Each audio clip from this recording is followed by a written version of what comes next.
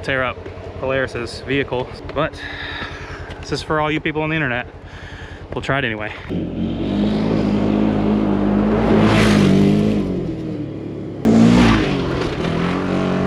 All right, folks, now I've tested some really cool machines from Polaris, but I got to say, this one is by far my favorite. All right, so we've had this 2024 Polaris Xpedition ADV Northstar. We've had it for the last 2 months. We've been testing it, trying it out. It's our last day with it. It's excelled at everything we've done with it so far, but today we're gonna trail ride and see what this thing can really do before we have to give it back. And you know these things don't belong on a track, but at the end of this video, we're gonna jump it anyways.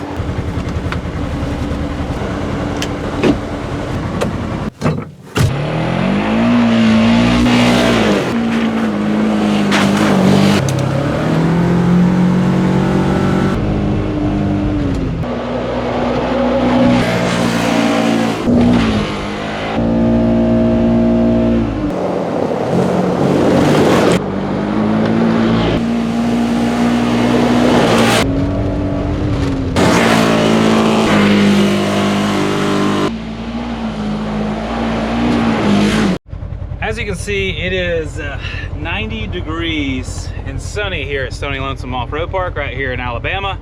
And the AC in this thing is amazing. Wheeling with AC and not having to deal with any dust, it's a game changer. Absolute game changer. There's a lot of people out there on the internet that laugh at the Xpedition. They say it is the new off-road minivan. Well, they're just jealous because they're not cruising around in AC without any dust in their face. But I'll show you what I think is cool about the 2024 Polaris Xpedition ADV model Northstar. Now, it's no secret, when I test drove the General, I absolutely loved it and said as soon as they come out with a General Northstar edition, because it handled more like a 1000 XP, that I would have to have one. Well, they didn't do that, but they came out with the Xpedition, which is kind of based on the similar platform. It's got high clearance A-arms front and rear. It's got the naturally aspirated motor that makes around 114 horsepower, I believe.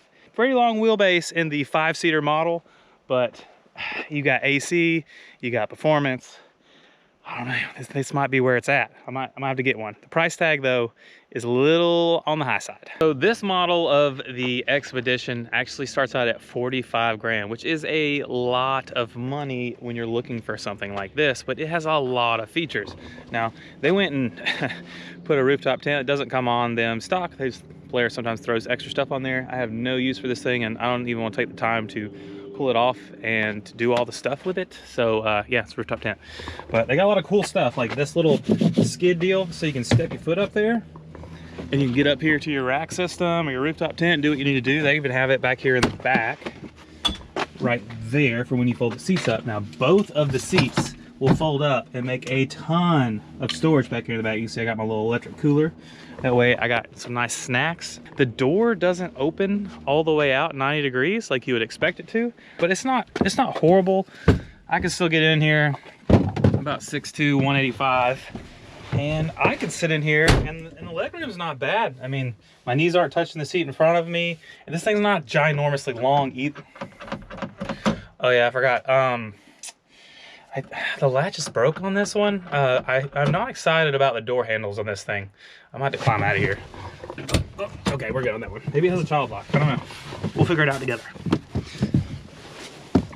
Is there a child lock? I don't know, but something that we've ran into on the door latches and the handles is they'll just get stuck out, which I probably can't make it do it now, but it'll get stuck out and the door will just slam and it won't close. I've had it happen numerous times on multiple different doors, so it's not just one door. So that's something that's kind of been a letdown on these, but this is a whole new system with a vehicle designed to have a cab on it that is sealed and have air conditioning. So, you know, you're gonna have some issues on the first year model. Maybe they'll fix a few things in 25. Another thing is this whole back hatch deal.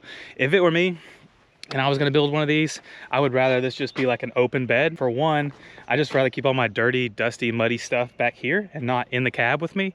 And it's gonna make this thing a lot more efficient as far as cooling down the cab. It doesn't have any issues. It's like I said, it's 90 degrees today, and I haven't had any issues at all with it being able to keep everything cool. I would just rather, and plus, This makes it look more like a minivan, and if it had a little truck bed instead, I think it would just look better. So if I were to build one, I would definitely want one that style. Another thing, you got these little latches.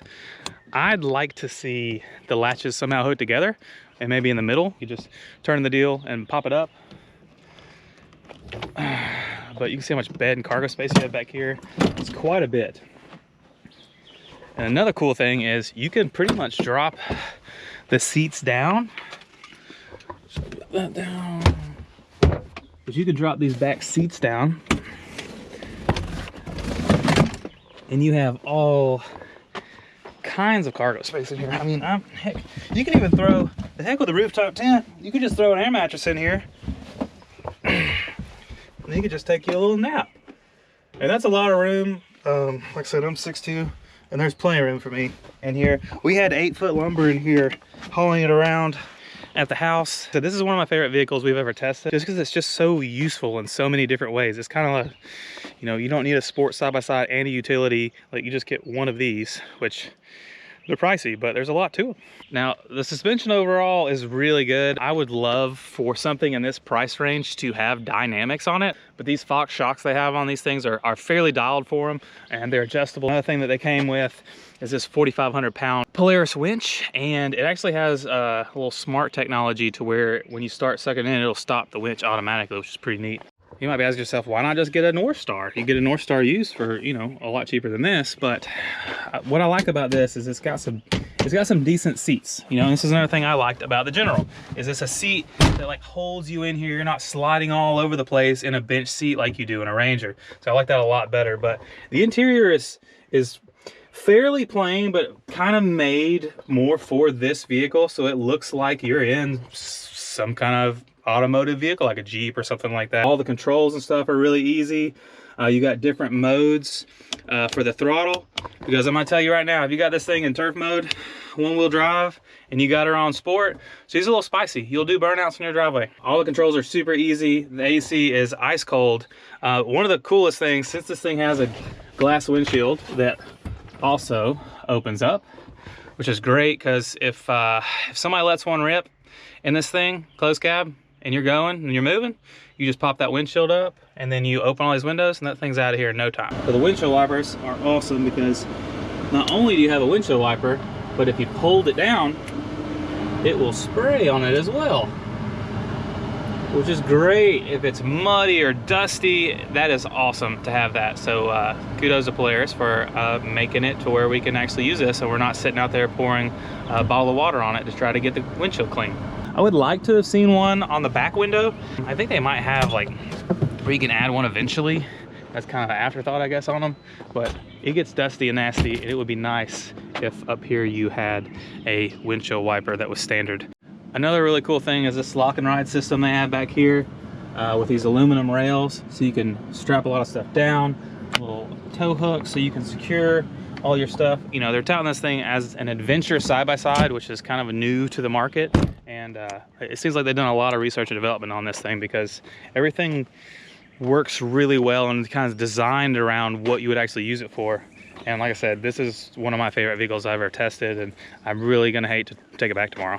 Another cool thing is down here on the floor, you got cup holders. There's a bunch of cup holders in this thing, which I like. You can't ever have too many cup holders, especially when you got kids. But they actually go snap in and out of these little spots, and that way you can put cargo in here, or you can you know, put them back in and use them as cup holders. But just a lot of things that make lots of space in this thing. So if you're hauling a bunch of stuff around, a bunch of kid stuff, camping stuff, race stuff, it helps a ton. Another thing I like about this setup is the JBL sound system. It's got a ton of speakers in here, all over the place. Tweeters up here, there's a sub in the back, speakers up there, and it being an enclosed cab makes it sound amazing.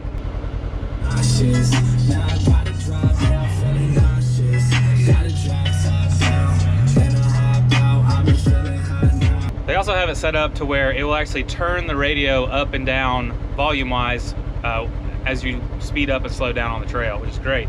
And it has plenty of volume for you to turn it up, because this thing's kind of loud inside, especially when you're cruising down the trail. But that's what happens when you have a high performance motor in the back of something with an enclosed cab. I'm sure there are some fixes down the road you could do to help with that.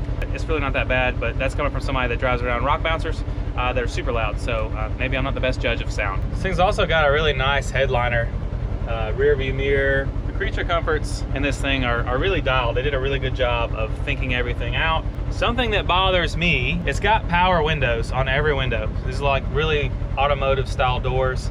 And the problem is with the switches is they're all right here. And for me, in my brain, if I push this one down, I expect that to be the left side, and it is. The driver window goes up and down. Okay, well the one right next to it, which one do you think that should roll down? I would think that should do the passenger front. Nope, surprise, it does the driver rear. So that's kind of funky to me. It's probably an easy fix. If this was my vehicle, I would take that apart, swap some switches, and it would be fine. But that just was something that was really weird for me. Another thing, the console's, it's nice, but it's got this lock here. It's lockable. You would think you would push on it. Maybe I'm just used to Jeeps and stuff, but you would think you would push on it to open it, but no, you just gotta jerk up the thing. There's a little spot in there with phone chargers and 12-volt outlet, and so there's a lot of charging ports in here, which I love because, you know, I'm a media guy. I've always got cameras charging and coolers going and all kinds of other stuff. So it's really awesome. I'm gonna try to figure out a way to get one of these because I would really like to build one of these on some like either long travel in 35s or some portals in 37s, because I think this would be the ultimate media rig and be able to haul around the whole family at the same time. Now we've had this thing out at the farm, we've had it at the house, we've had it all over, but we haven't done a lot of trail riding in it. Well, it's our last day with it, and we're gonna find out if it can trail ride and keep up the way that I like to trail ride.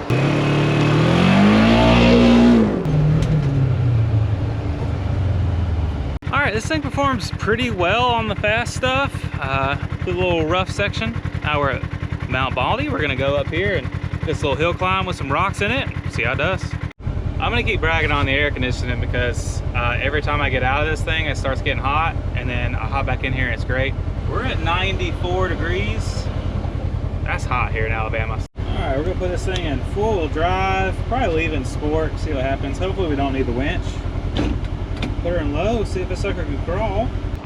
This thing has some decent wheel travel on the suspension, and it's pretty long, so it should do fairly well. But we'll see. It might be a little top heavy because that rooftop pin. There's no telling how much that thing weighs.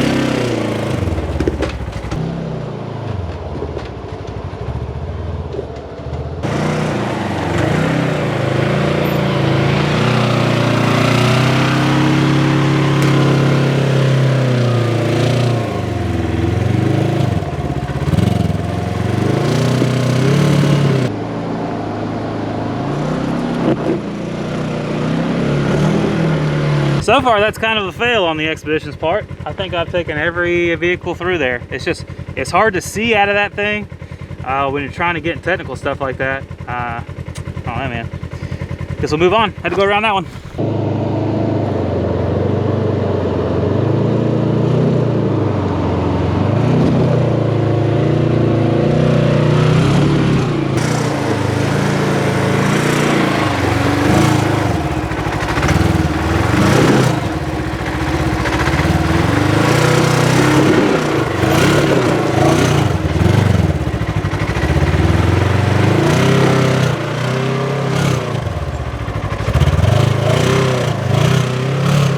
Cooked right up through that little edge.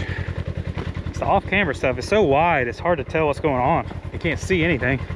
So this is the top of Baldy, and this is probably the worst I've seen it. It's gonna be everything this has got to get up this. I might just go around it. I don't know. I really don't want to tear up Polaris's vehicle since that's one of them that I can't afford. But this is for all you people on the internet. We'll try it anyway.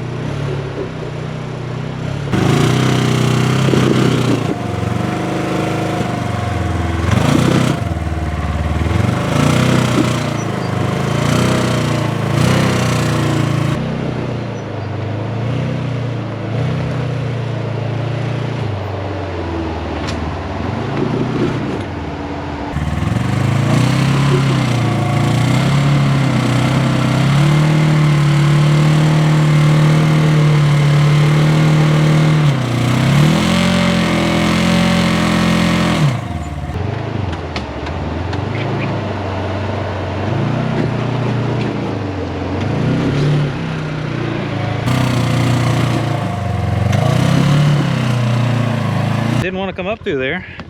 That's, whew, that thing is a little bit sketchy to drive compared to most machines that I've tried to take up through here, but it made it. So I mean, Hey folks, how about picking up your trash? We got trail sacks for that. You can get them on our website, bustedknucklegear.com. All kinds of different colors to match your rig. I did find that the throttle adjustment for sport was a little too spicy on the technical rock crawling, so I put it in standard. Comfort wasn't enough, so standard seemed to be the perfect spot for that. Next, we're gonna see how it does on the high-speed trail, see if we can sling this thing sideways. Well, as you can see right here, our high-speed trail section is kind of underwater. I guess we've had a little bit of rain recently, so this thing's got an enclosed cab. I guess I'm gonna see how high I can splash the water.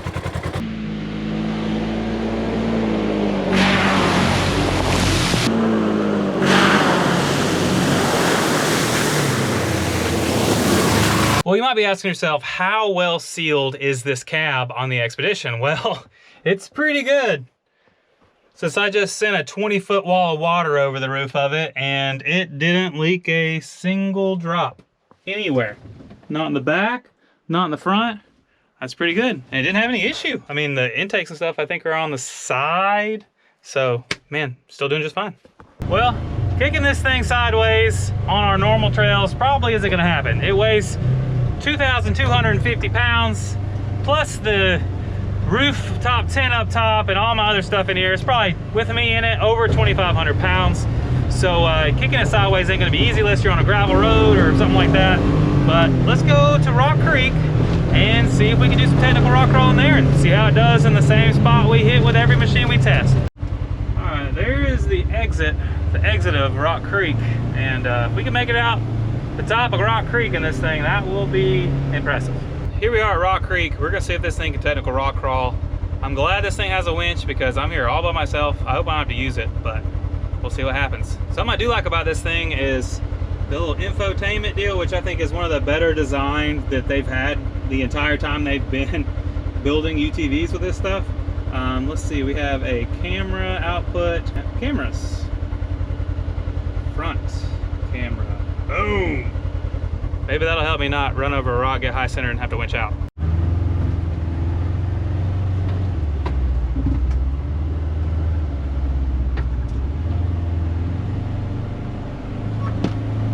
Having side mirrors, I don't think they come standard on this model, but this one has it. These side mirrors are huge because you can't see hardly anything out of this deal. It's such a big body, big cab. So between the cameras and the mirrors and everything, you can see okay.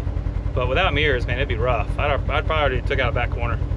As you can see, while the Xpedition is fairly flexy, it's not quite flexy enough for Rock Creek. I have sat that thing against trees on the rooftop tent multiple times coming through this section, which usually isn't that hard than anything else. Maybe a front sway bar delete.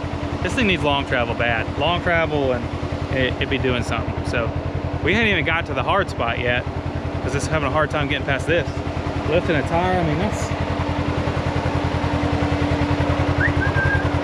about 3 feet in the air. So it's normal, $45,000 machine.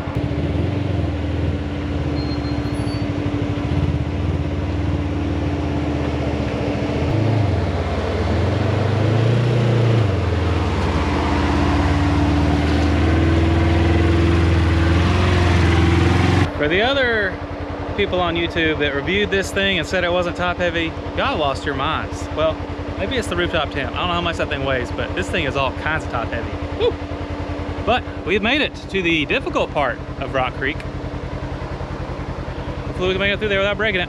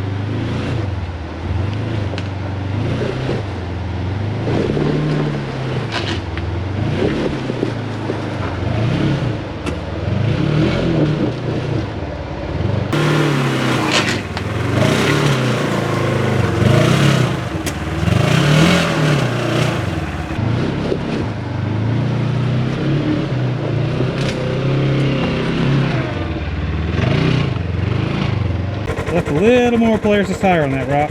My bad. Climbed it though. This thing needs some rock rails in a bad way. I feel like I'm gonna destroy it. Well, so far, it's just kind of moved out of the way when I put it on rocks, so it's working so far, I guess. All right, there's gonna be some people on the internet that tells me if you air down, it would have done better. Well, they're already pretty low, and this thing weighs almost 2,500 pounds with me in it and all the other stuff, so I'm gonna leave them right where they are, because these aren't bead locks.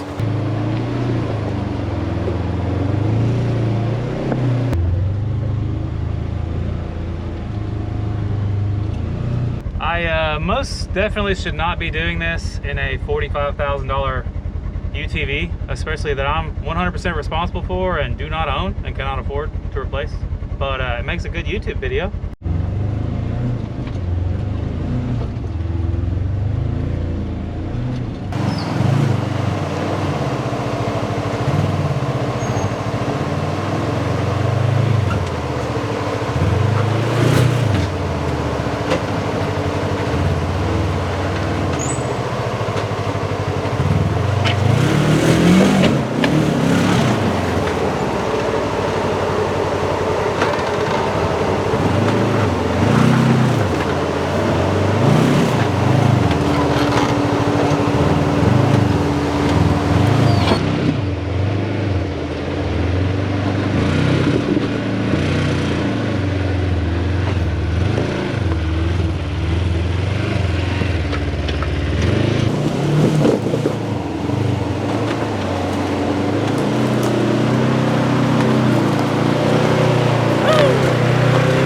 There you go, folks. Rock Creek done in a 2,500 pound utility vehicle. That it didn't do as bad as I thought. Like, the gearing is super low, so that helps a ton. I think this thing could handle 35s without doing portals or anything. So if this were mine, it'd be getting long travel and 35 stickies. I'd be going from there, and some rock protection, and it'd be ready to rock, because it's low geared enough. It just, the front suspension just wants to unload so much, so bad with the front and rear sway bars. It's rough, but we got it through there and didn't roll it. I might have scratched the rooftop tent just a little bit. Sorry, Polaris. I mean, that'll buff out.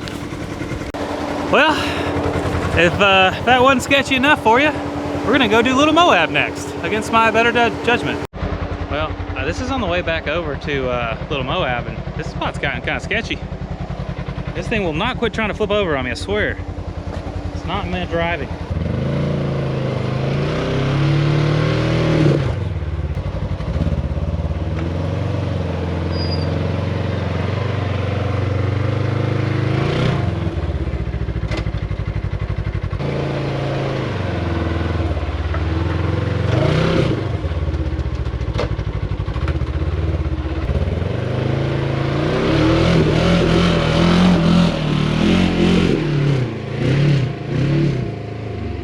this big heavy thing will make a driver out of you, that's for sure. Here we are, Little Moab. Spot I definitely should not be in this machine, but hey, this is all for entertainment, right? So here we go.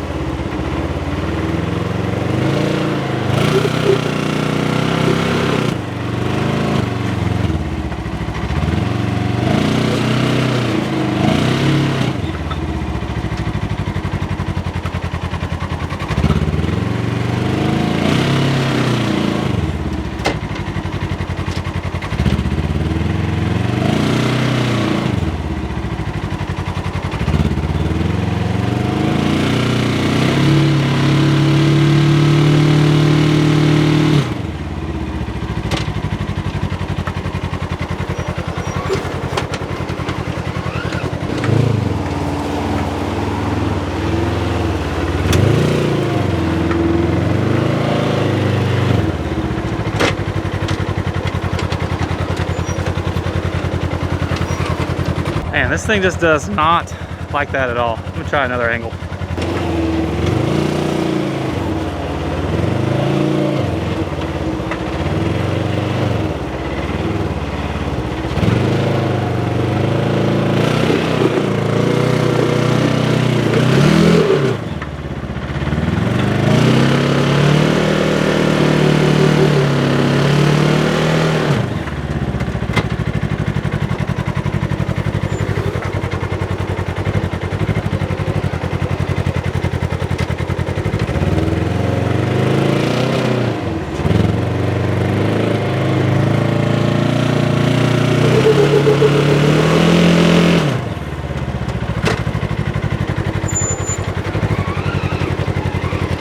The wheelbase on this thing is 117, which isn't bad, but it needs bigger than 30-inch tires to hit stuff like this. Just the breakover angle is just not enough to get her done. So I got one more over here I'm gonna try, and there's an easy one over there.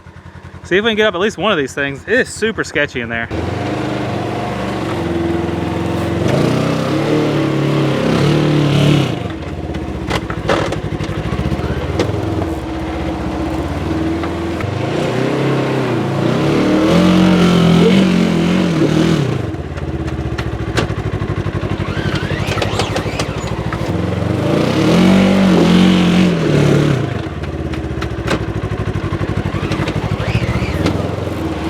I guess I've tested a lot of machines on these little hills at Little Moab, and all of them have made it up it. I mean, this is kind of crazy to me.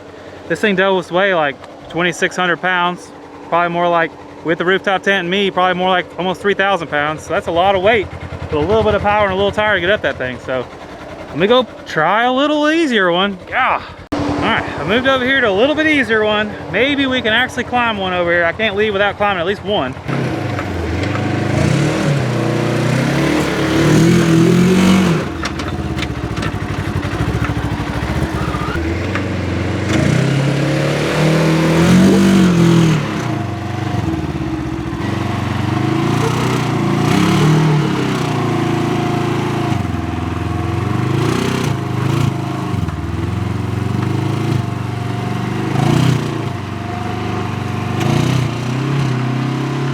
At least it made it up the bunny slope of Little Moab. I'm gonna get out of here while I'm still in one piece, I think. On another note, these switches sometimes are not in the place I left them. I don't know if they're just like too easy to press, or if they're getting knocked somewhere, or what's going on, but I keep finding myself in two-wheel drive or in sport or comfort, or I don't like the switches being in that location or being that easy to hit. All we got left is we might as well go see what this thing will do on the track. Might as well send it. Might as well jump it a little bit, see how it jumps with a rooftop tent.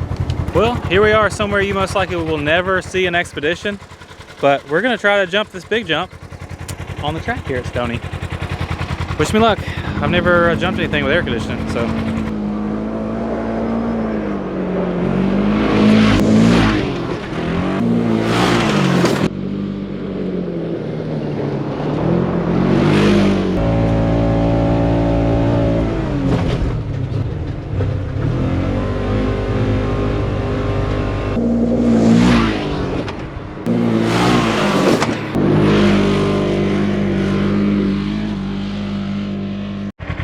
Well, there you go. It jumps about as good as you might expect from a 2,600 pound machine with 114 horsepower. It jumps, it lands, doesn't jump real far or real high because it can't get enough speed. But I mean, it handled it. Just not overly impressive. But then again, that's not what it's built to do. So, but we tried. Is it worth 45 grand for one of these? Well, if you want one vehicle that can absolutely do it all, I think this might be the ticket. If you got that kind of budget, then this might be the way to go. I'd love to get one of these, long travel it, put it on some 35 stickies and some bead locks and really see what it could do. Out of the box, delete the front sway bar for sure. Out of the box is super sketchy to rock crawl, but that's not what it's really made for. Just trail riding and adventuring and going to events and stuff like that. I mean, this thing excelled. I've worked with it at the farm, got chainsaws out of the back of it, cut trails. Like, I'd love to have one of these. They are pricey, but then again, it's fully enclosed cab, a lot like having an automobile, a Jeep, something like that. Full AC that works perfectly. I mean, these things are legit. But let me real quick go over 5 things I love about it and then 5 things that I hate about this. The number one thing that I love about this is the AC and enclosed cab. Like I said, you saw me go through the water and this thing didn't get a drop of water in it. And the AC was cool all day. It's 95 degrees right now here in Alabama and I'm sweating standing out here. You're way more comfortable in that cab. My number 2 favorite thing in this model is the sound system. It is amazing, sounds perfect inside this thing. Now, number 3 is the infotainment display in the middle. This thing's got all the information you need. It's a really nice display, Bluetooth radio for the sound system. Like, I really like all of this and how it's put together. Number 4 is the cargo capacity and storage capability of this thing. I couldn't imagine me running out of room in this thing. It's got so much space for stuff, places to tie things down. Like, they did a really good job putting all that together. All right, and the 5th thing that I love about this are the seats. I mean, these seats are nice and comfortable. They're not like a Ranger where it's a bench seat where you slide all over the place. They have good bolstering on the sides to help keep you in place, and I really like that about these. All right, number 1 thing that I hate on these are the door latches. These door latches, I can't get it to do it right now, but numerous times this thing's just gotten stuck like this right here. And you'll go inside and you'll go to close it and it'll just smack and not stay closed. And that's happened to me numerous times on multiple different doors. Number 2, which it might be an easy fix, but it still annoys me, and that is the window switches not working on the windows. I would think that they would, but it's an easy switch to switch them around and not have that problem, but this isn't mine, so I'm not gonna fix it. 3rd thing I hate about these, you can't see well out of them at all. I mean, that's part of having a big enclosed cab with plenty of storage capacity, so it's kind of par for the course, but you can't even lean your head out the window hardly and see the front tire. The rear backing up without the rear view camera would be a nightmare. Mirrors on the side are a must-have. It's hard to see out of this thing. Number 4 thing I hate about this, and people on the internet have said the opposite of this, but this thing is grossly underpowered. 114 horsepower for something like this that weighs 2,600 pounds, not gonna get you moving very quick. And it's very torquey and geared low, so all that's fine, but like getting up and going fast, not a thing this does.